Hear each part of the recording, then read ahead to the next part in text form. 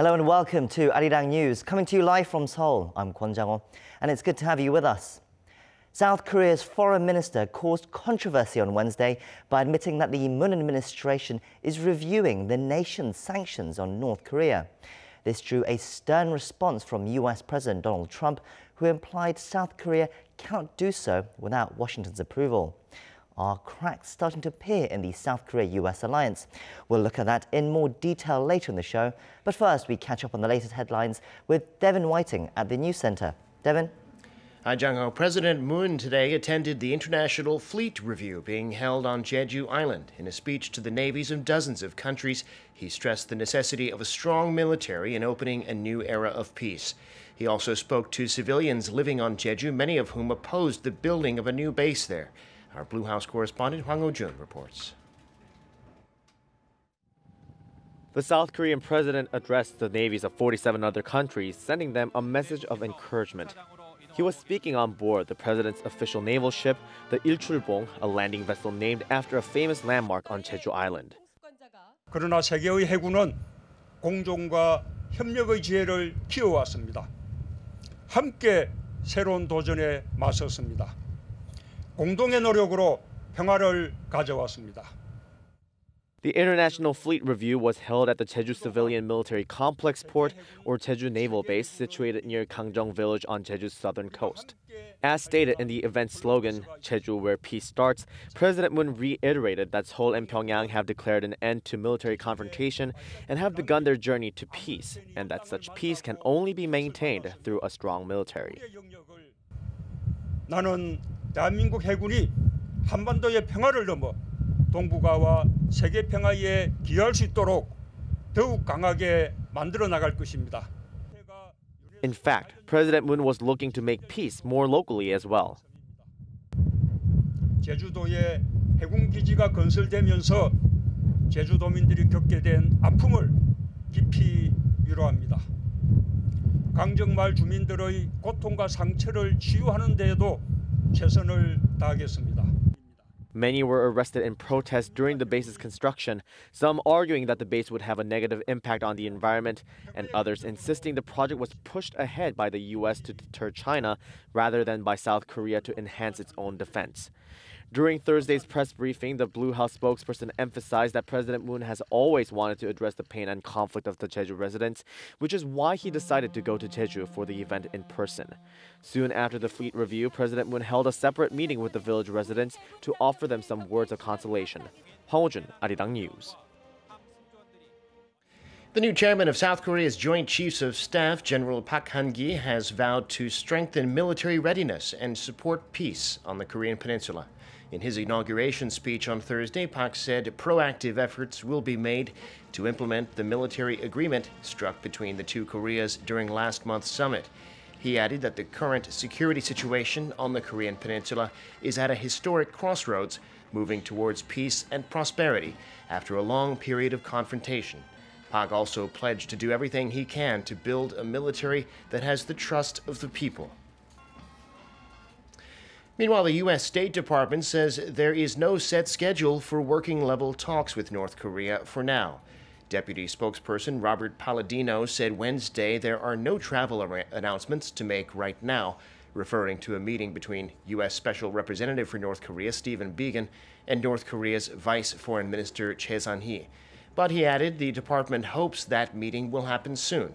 The State Department, meanwhile, will continue to move forward with the second Kim-Trump summit, which would take place after the U.S. midterm elections on November 6th. South Korea has already announced that North Korean leader Kim Jong-un wants Pope Francis to visit Pyongyang, but so far there's been no response to that statement from the Vatican.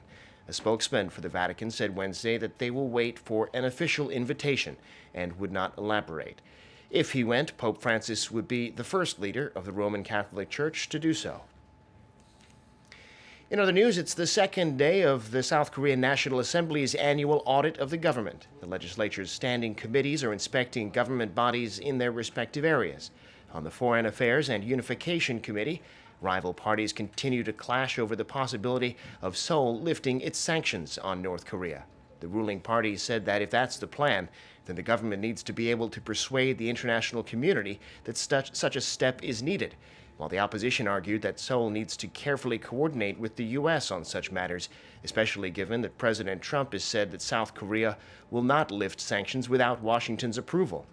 On the Labor Committee, the parties argued about the government's minimum wage hike. The opposition bloc claimed that the government's policies have caused a crisis in the job market, with data showing sluggish growth, while the ruling party said structural issues are to blame. And on the Industry Committee, a hotly contested issue was the government's drive for nuclear-free energy.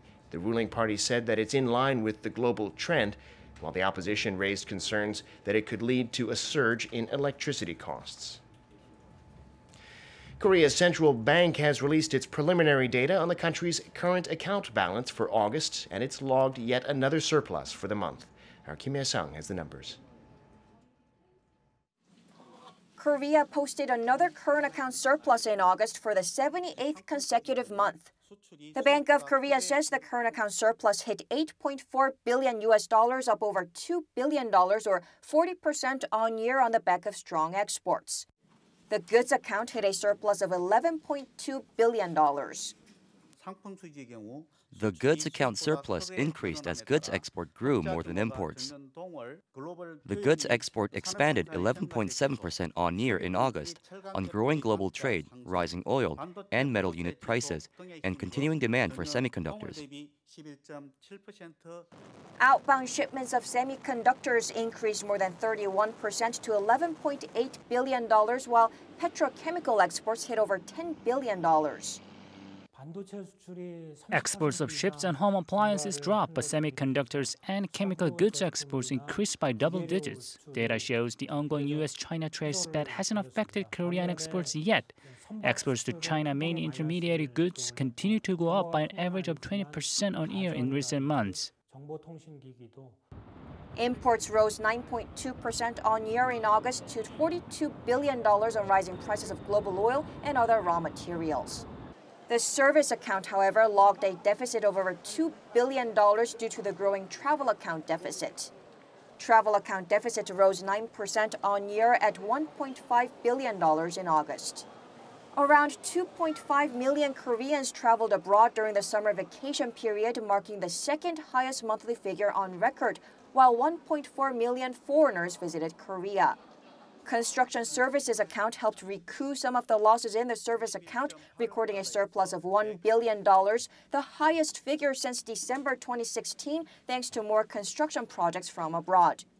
The Bank of Korea says the primary income account surplus for August more than doubled from the same period last year to $500 million on higher interest income from overseas investments. Kim Hye-sung, Arirang News. I'm Devin Whiting, and those are your news headlines.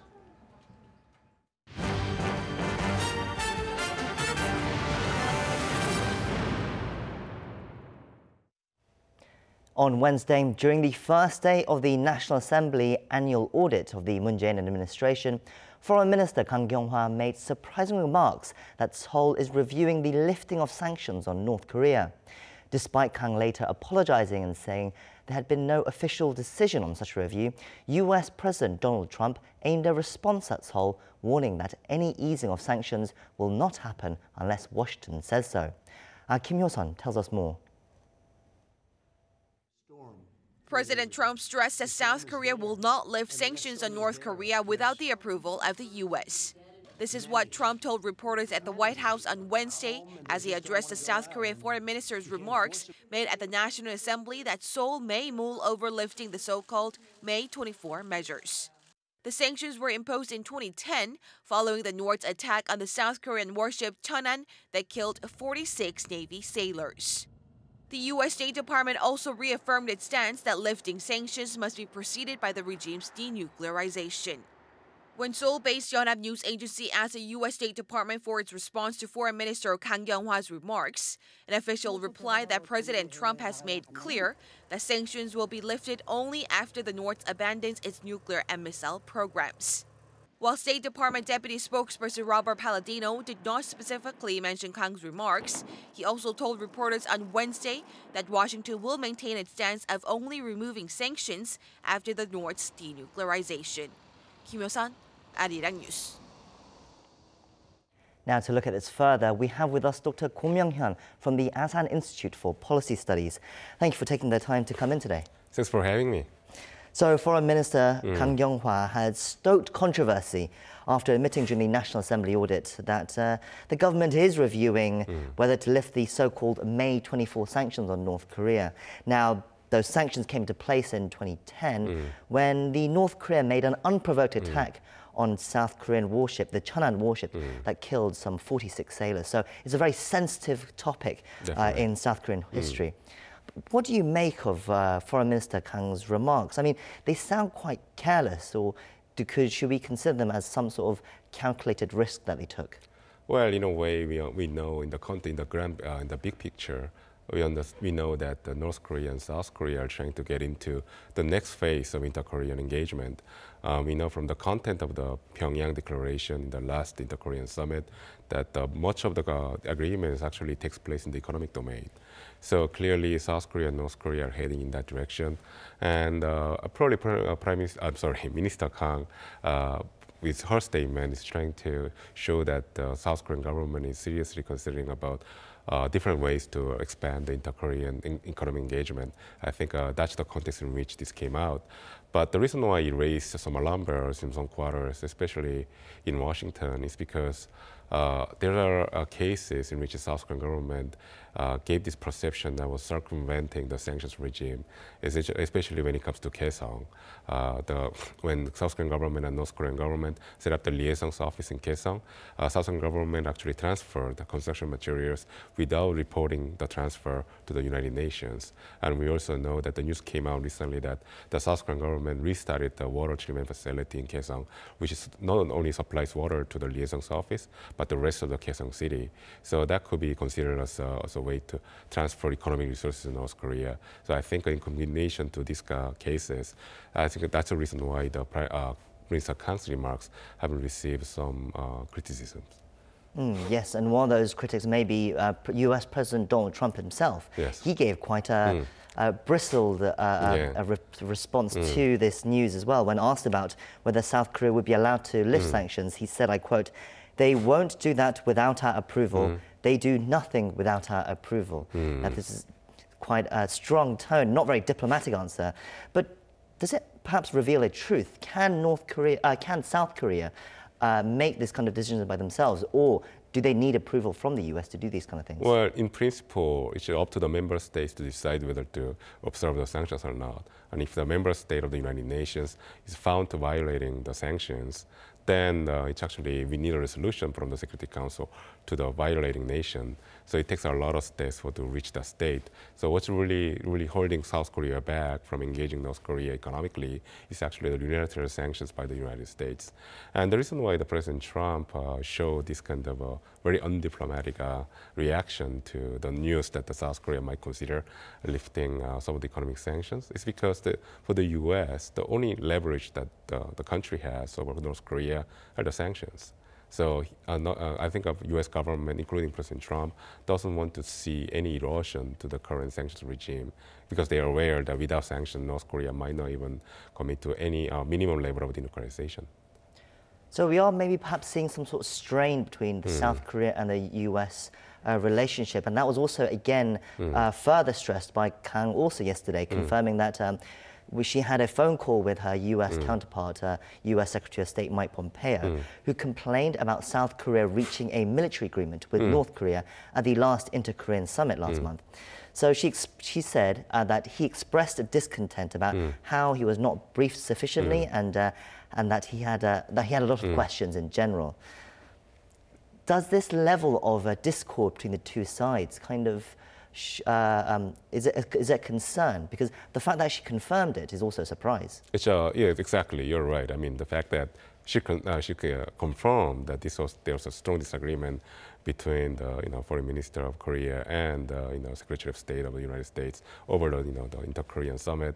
That's actually a very worrisome sign that clearly there's a mismatch in speed between denuclearization and the inter-Korean dialogue, and the fact that through this exchange, what was revealed is that the U.S. side is trying to put a brake on the development in the inter-Korean dialogue. So that actually should be come as not as a surprise, but as a strong message from Washington that so South Korea should slow down when it comes to engaging North Korea. Is this an inevitable position that South Korea finds themselves in, though, because they're acting as a mediator between North Korea and the US, so they're going to be pushed and pulled from either side. Are they going to have to be pushing some buttons from either side to try and get progress moving forward? But yeah, clearly, I mean, one way to rationalize about the predicament that South Korea is in right now is that it's a downside of being a mediator between the two adversaries. But at the same time, a mediator should have the leverage on both sides, both adversaries, to somehow make, somehow force them to come together and discuss their problems and solve the problems. But what we see right now is that South Korea doesn't really have the leverage on either side. I mean, there's some leverage on North Korea, but it's not very strong. On the U.S., we don't have any leverage, so to speak. Actually, it's the other way. It's the United States has leverage on South Korea. So in that sense, I think, in a way, we have reached a situation where South Korea has bitten off too much of more than it can actually chew, in a way. Interesting. So meanwhile, while all this is happening, North Korea's Vice Foreign Minister ChoeSon-hui met with her Chinese and Russian counterparts in Moscow the other day as well, earlier this week. And on Wednesday, they released a joint communique which calling on the UN to adjust its sanctions on North Korea at an appropriate time. So this comes while all this controversy with Kang Kyung-hwa and her comments about sanctions are happening as well. Is this just merely a coincidence, or is this something that North Korea and the Chinese and Russian plans are using to pressure the US as well? Well, I would like to think it's actually a coincidence that there's no explicit coordination between Seoul and, say, like Pyongyang or Moscow over this. But then I think, the coincidence of, all like China, Russia, North Korea, and South Korea all talking about relaxation of sanctions is actually points towards the fact that all these countries have a common set of priority when it comes to the situation in the Korean Peninsula. It's about stability rather than denuclearization.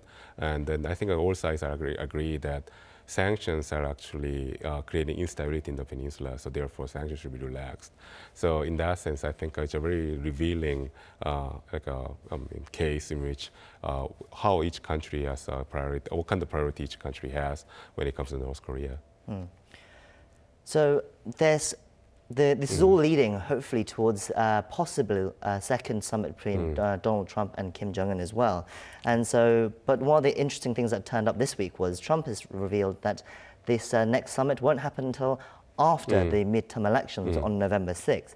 So he's implied that there's just not enough time to leave the country, in this, when he's so busy with the elections.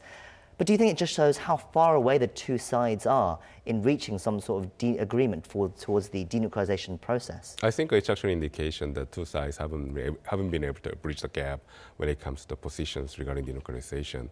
Because they also report on the Russian media when ChoeSon-hui was in Russia for discussion with her Russian and Chinese counterparts, that apparently the ChoeSon-hui indicated to her Russian counterparts that the U.S. DPRK summit would take place, the second one would take place before the November elections. But now we're hearing from Washington that's not going to be the case. So this clearly indicates that there's in a way, the tug of war between Pyongyang and Washington about about the second DPRK-U.S. summit. And the reason is because I think both sides are trying to use the occasion of the summit as a way to pressure the other side and impose their terms of a negotiation on the other. So I think this is exactly what's going on. They're trying to bridge the gap between the two sides, but at the same time, each side wants to favor their own agenda over the other. The argument was, though, that if they do it before the midterm elections, because having this a deadline almost as a midterm elections, it would force both sides to kind of reach a quick compromise. Whereas now, if they don't have the deadline for the midterm elections, Donald Trump and the North Korea might drag out this process to try and get a second summit. Do you think there is a risk of that? So actually, it's the other way. I mean, you're right in the sense that the November elections was acting as a deadline on both sides. But the fact is that North Korea wanted to use the November election as a deadline, but the U.S. has refused to do so. And that means that the second U.S. DPRK summit might not even take place in November, because if it's going to take place after November, as you have indicated, there's no pressure on the U.S. side to have the summit with Pyongyang. So essentially, the U.S. actually gets all the initiative when it comes to the negotiation with North Korea. So I think that's exactly a place that North Korea doesn't want to be. North Korea wants to be proactive, wants to have the initiative, but after November elections, North Korea won't be the one having the initiative anymore. But what do you think will happen with the results of the actual midterm elections for Donald Trump as well? Do you think that will change his hand when he's dealing with North Korea as well, especially if he loses the House or the Senate? Will that have to change his tactics on North Korea, do you think? Well, slightly maybe. I mean, but then we know that after the November election results comes out, I think the news cycle is going to be basically dominated by the explanation and interpretation of the outcome of November elections, and the attention on the North Korean issue is going to naturally drift away, and that's not going to be good for North Korea's negotiating position. So I think Trump understands that no matter what happens after the November elections, if somehow Trump is no longer subject to the pressure of having some sort of a negotiative outcome or agreement with North Korea before November, then Trump will have a lot more power or leverage over North Korea. So I think that's the reason why Pyongyang feels a little bit of hurry in a way to reach an agreement with Washington before the elections in November. If they are in a hurry, as it seems, but they also seem to be dragging their feet as well, because the U.S. has been asking for working level talks between U.S. and North Korea. They've said we should have talks in Vienna between Stephen Biegun, the U.S. Special Representative of North Korea, and Choe-son-hui, the Deputy Foreign Minister we just talked about earlier. But it doesn't seem to be happening. There doesn't seem to be any news on it. Do you think that will happen soon, or is that shows still how far they can't even get working level talks to happen? Clearly, North Korea doesn't want to talk about denuclearization. We know that North Korea has been avoiding the subject for a long time. Actually, after the Singapore summit, North Korea doesn't want to talk about denuclearization because their objective is to somehow drag this process on until it gets acknowledged as a nuclear state, a de facto nuclear state by Washington through the very prolonged process of negotiation. So that's why there's a difference in agenda here. It's not like North Korea is dragging its feet when it comes to the working group talks. She actually North Korea is trying to send a message to Washington that denuclearization it's not going to be the main agenda for discussion between the two countries, which the United States doesn't agree. So that's why the United States is trying to put the agenda back on the table, and then North Korea is not really playing along. So I think that's going to be the state of affairs between the two countries for the foreseeable future. Okay, so one more final piece of topic before we go. One topic that's actually been gaining a little bit of traction as well in Korea. So interest in Kim Jong-un's invitation for Pope Francis to visit North Korea is growing. I mean, the Vatican has so far declined to comment, saying they're going to wait for an official invitation from Kim Jong-un before they make any sort of announcement. Do you think it could happen? Oh, it could definitely happen. I think the Pope is very interested in the situation in the Korean Peninsula because it's a one conflict zone that Vatican could actually help with stability and bringing peace to the peninsula. So I think that's the reason why Pope is personally interested in this issue. And also the fact is that it was President Moon's initiative to make the suggestion to Kim Jong-un to extend the invitation to the Pope Francis to come to Pyongyang. And we know that President Moon is actually a Catholic too. So I think it's a combination of factors here that I think President Moon is trying to keep the momentum going, the momentum of peace going in the Korean Peninsula by inviting Pope to come to North Korea. And that way they can consolidate the perception that North Korea, regardless of progress being made on the denuclearization front, is actually committed to the peace and stability in the region. Why would Kim Jong-un want Pope Francis to come to North Korea? There is no religious freedom in North Korea, after all. Well, there's no democracy in North Korea either, but at the same time, Kim Jong-un invited President Moon to Pyongyang. Also, he wants to invite President Trump to Pyongyang. So it's all about the diplomatic impact of having a major religious figure, a symbol of peace, and also somebody who's been very proactive to bring peace and stability in the entire world. So bringing somebody like that to Pyongyang is going to really strengthen the image of Kim Jong-un, somebody who's open and who's interested in peace and stability rather than making North Korea a nuclear threat.